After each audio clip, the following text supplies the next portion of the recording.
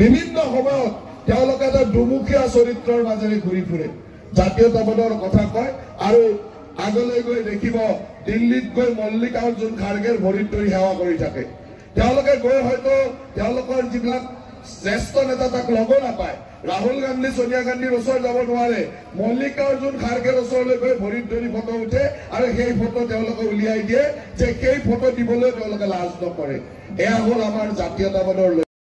আজি এই জাতীয়তাবাদী বিলাকে অসমখনক একেবাৰে শেষ কৰি পেলাইছে কাৰণ তেওঁলোকৰ এই দুমুখীয়া চৰিত্ৰৰ কাৰণে আজি অসমীয়া জাতিটো এই পৰ্যায়লৈ আহিছে মাক দেউতাকক ধৰি গালি পাৰিব মাক দেউতাকক অপমান কৰিব মৃত মাক দেউতাকক অপমান কৰে আৰু পিছদিনাখনে ৰাতিপুৱা ঘৰলৈ গৈ এটা নমস্কাৰ দি ফটো দিয়ে যে আমি বৰ সুন্দৰ মনৰ মানুহ তাৰমানে কিমান দুমুখীয়া চৰিত্ৰ চিন্তা কৰক যে এটা এফালে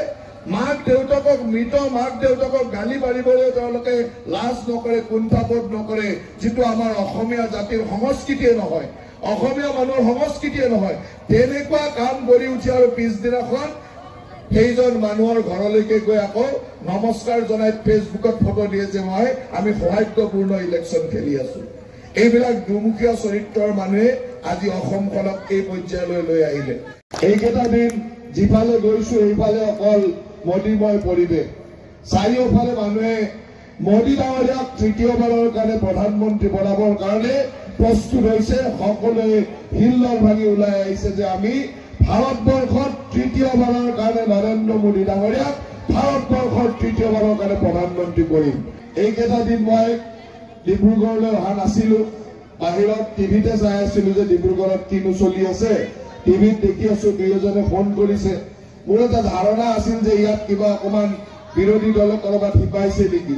কিন্তু আহি যিটো পৰিৱেশ দেখিলো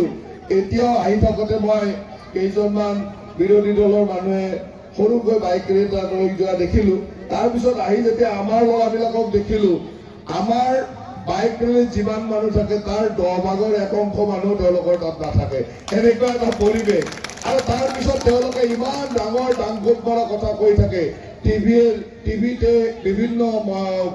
ফেচবুক সোশ্যাল মিডিয়াত এনেকুৱা ডাঙৰ ডাঙৰ কথা কৈ থাকে যে কথা শুনিলে ভাবে যে ইহঁতে বহুত কিবা কিবি কৰি আছে নেকি গতিকে এইটোৱে হ'ল অসমৰ আজি সামগ্ৰিক পৰিৱেশ